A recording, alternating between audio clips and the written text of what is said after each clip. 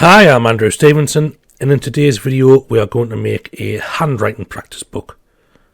So these are books that are for use for homeschooling in a way, just a way for kids to practice their handwriting, hence the name, handwriting practice book. So I'll just quickly set up this document. I'm just going to go 6x9 because that's what I always do. You go however big you fancy. Change the colour to CMYK because we may be doing colour printing, and I'll do the margins as well.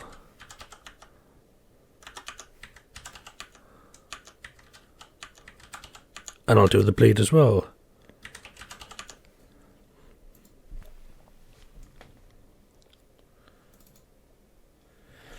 So the basic layout of a handwriting book is lined pages. Every other line is more faint, perhaps even dotted, as a guide for kids where to draw the right shapes for the letters and what size they should be. So we shall use the trusty table tool first. I'll just drag out the length of the size of the margin, sorry, and then I'll insert it again by a quarter of an inch. Now what I do need to do is, so we'll say 2 columns. So let's delete all of those.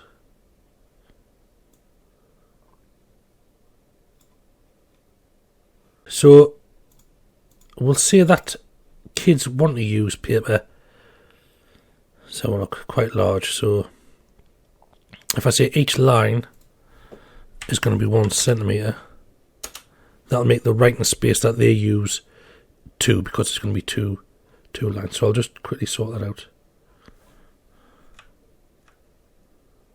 Delete the ones we don't need. And then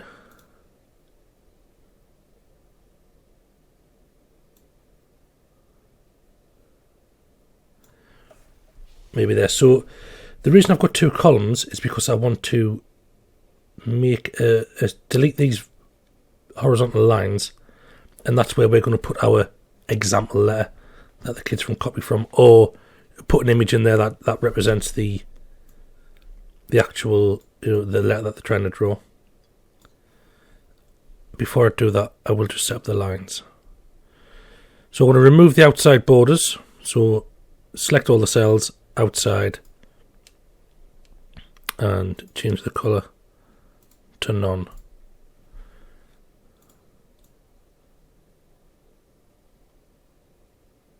And I actually don't want that inside vertical line either. So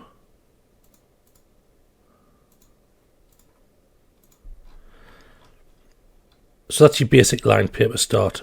We also want to get rid of, say, 5 lines there to make space for the letter. So I highlight the cells that I want the lines to be removed from, and again it's just the same.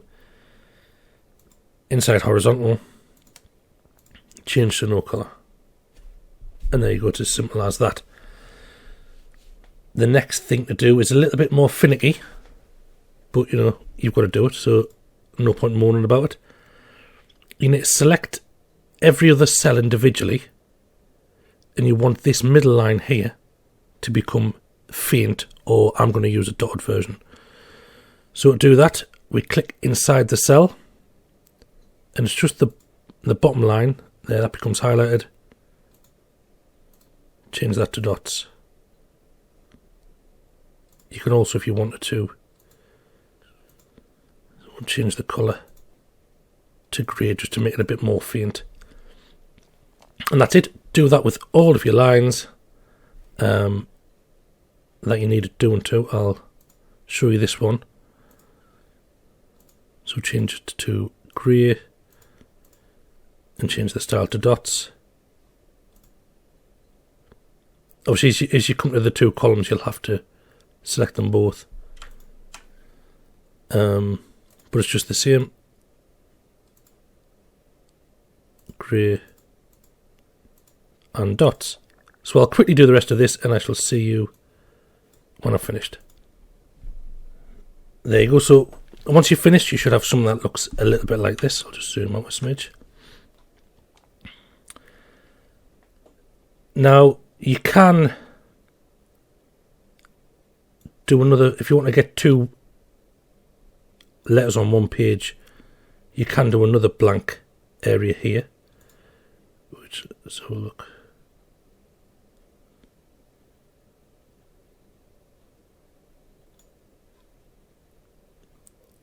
We can blank this bit out here, or you could just have a page per letter. Obviously you need to do upper and lower case, so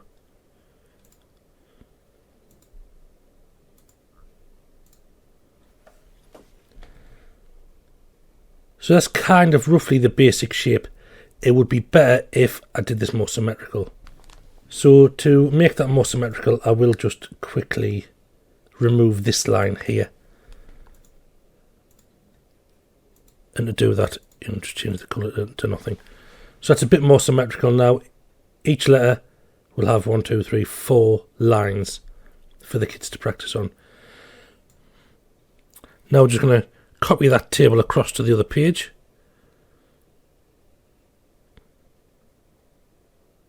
There we go. So that's the basic layout of the handwriting practice book done. I'm going to move into the normal pages now and continue the rest of the book in that.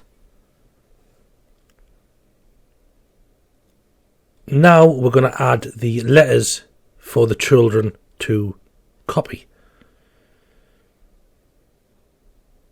To do that, we will use the artistic text box tool.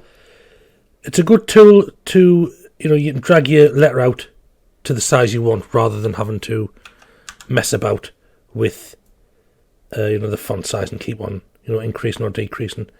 You can drag it to the size you want and the proportions stay in ratio. And the reason I drew the E out here was because, you know, if I do anything inside here, it starts to interfere with the lines in the table. So I just drew it slightly off the screen, and that way I'm fine. So that's the large capital A for the children to copy here. We need to add something to these lines to encourage them to do that. So we'll be using the artistic tool again. Again, we'll just draw another A. A smaller A this time, but that's what we need. And now we need to line it up with our guides. Getting close just to make sure. You know, you don't want to be over any of the lines because you're trying to encourage children to copy these letters. You want them to learn how to write in between the lines. If you're slightly off, then you'll be responsible for wonky writing. So these letters here are going to be there to encourage the children to draw over them so they get the basic shape of the letter. Obviously that black is far too dark, so we'll select it and we'll bring the opacity down. That's better. Now we'll just shift control drag a few copies of this along the top row.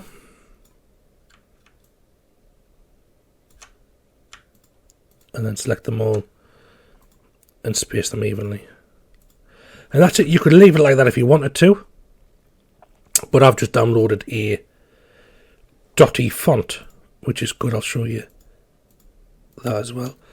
So I'll select all of these A's, shift control, drag them to the line below. And again, I'm getting close and make minor adjustments. And now I'm going to change the font to the dotty font. This changes it from a, like the first line would be almost, not just like a trace.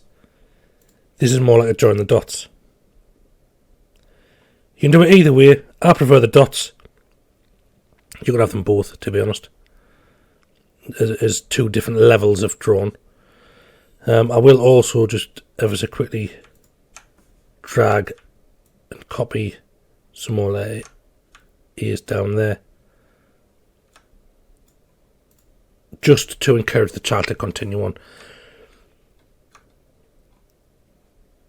And that's it. That is the basic workings of the book. Obviously put your B there, C, D, continue onwards, or even better, lowercase is what I should have said there. Lowercase, I'll change back to Arial.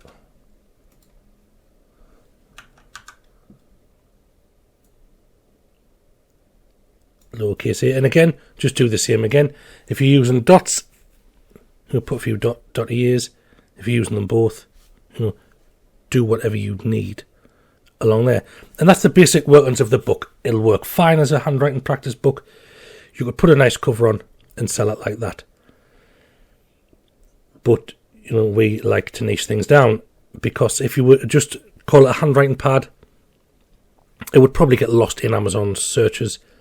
Niche it down to a handwriting transport book or sport book or fruit book.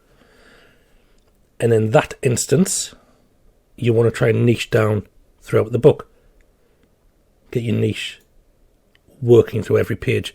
So the title page, add, if we say there's going to be a transport, A to Z, I'll just add. So this is a colour image, of course. Black and white works just as well if you want to do that instead.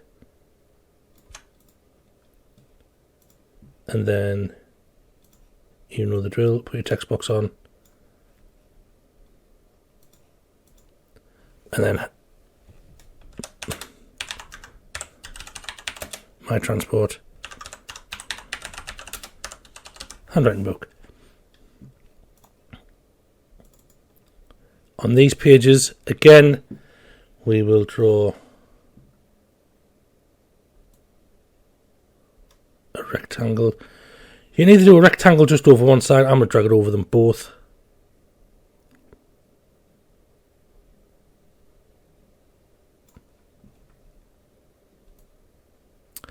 And then we send this rectangle to the back. And then where the images. Again, I've done this in many of my books. Drag it over the blade and make sure the image covers both sides of the page. Then we select both images, right click, arrange, move to the back. And there you have your niche down handwriting practice book. Obviously you do a page for each letter. That will give you however many pages there are in your alphabet. For the one I use, it's 26. So I'd have 26 pages with this. You could have just one full page of capital A's, then do the lowercase. So a page for each, that'll double your page count up to 52. If you're concerned about having a small amount of pages. Obviously with colour, I think you've still got to have, with the standard colour, you've still got to have 76 pages, I think, in the book. So you've got to fill that somehow. Numbers is another thing to put in there. So if you do a page per letter and a page per capital letter, a page per lowercase letter, that'll get you 52 pages. Your front page counts, that's 53. You've got 10 numbers, that's 63. And then in the remaining pages, you can do something like, let's add some pages and just show you. So we're going to do a transport one. We would have an image of a car there. I'll see if I've got one, just bear with. So you could add an image of a car there, and we will write the word car up here in our dotty writing. And you can have it in, do it in capitals.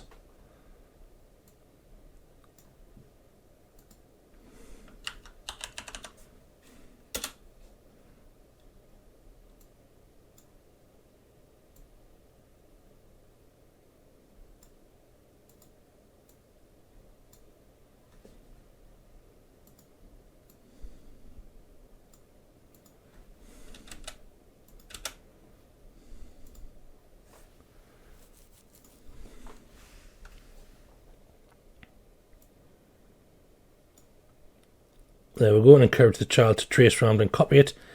And then we could have it in lowercase.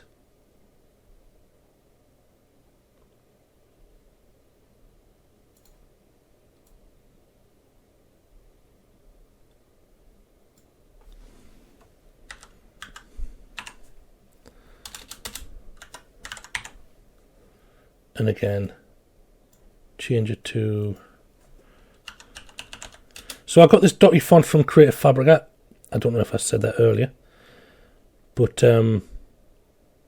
yeah, Creative Fabrica is great for things like that. If you read the licenses. But that's a very handy font to use for this sort of thing. So, yeah, have car and then encourage them to copy it however many times fits on the line. Do the same with, you know, well, obviously you go in alphabetical order, so aeroplane, boat, car, dinghy, you know, whatever begins with those letters. And again, that will fill you up, what, another 25-ish pages. You can have as many words as you want, though, that's the thing. So, you know, if you want to get to 100 pages, because that's a nice amount, in black images or grayscale, then have as many words as you need to fill up the rest of the book like that. And then again, we can add the rectangle.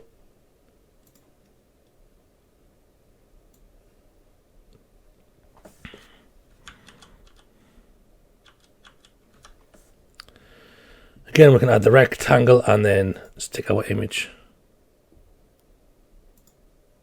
behind it.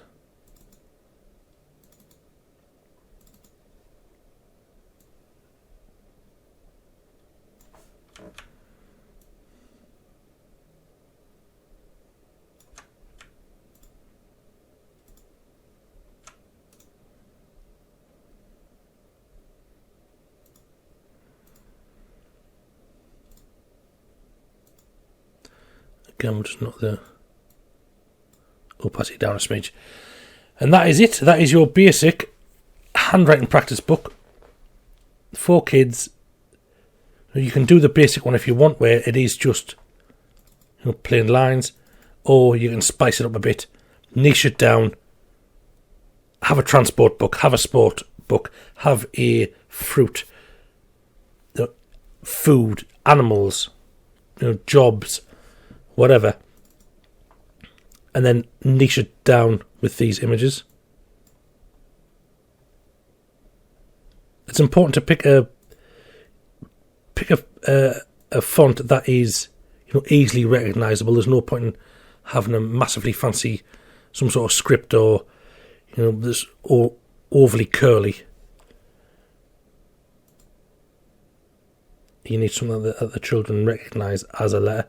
Like, even that A might be a little bit too fancy. So pick an appropriate font that the children will instantly recognise as, you know, that's an A, that's a B. But it is really, really simple to make. And, you know, you can niche it down. Instead of making just one book, you can have 10s of them. And they're all of good quality. I've done the 6x9. I would probably recommend you go 8.5 by 11. A bigger book's probably better in this instance. So that is it for today's video. Now, this is I think it's the third video I've posted in a row daily. I hope you're enjoying them. I hoping it's giving you new ideas and, you know, making you want to create more and better books, because a tiny bit of effort and you can make a really, really, you know, a book that stands head and shoulders above others out there. And that was a tiny bit of effort. Just adding a few images. Like I say, I got my fonts from Creative Fabrica. You'll be able to find them somewhere else, but you know, I pay for Creative Fabrica. It's one of the few subscriptions I do have, and it's worth it for me for these sort of things. And the images. Read the licenses, obviously, but Creative Fabrica are pretty clear about what you can do with them, and you know, it's in simple terms, and it's normally, you know, they're normally quite generous with the rights. So please do subscribe to the channel if you haven't already. Like and comment on the video. It is much appreciated. And I shall see you tomorrow.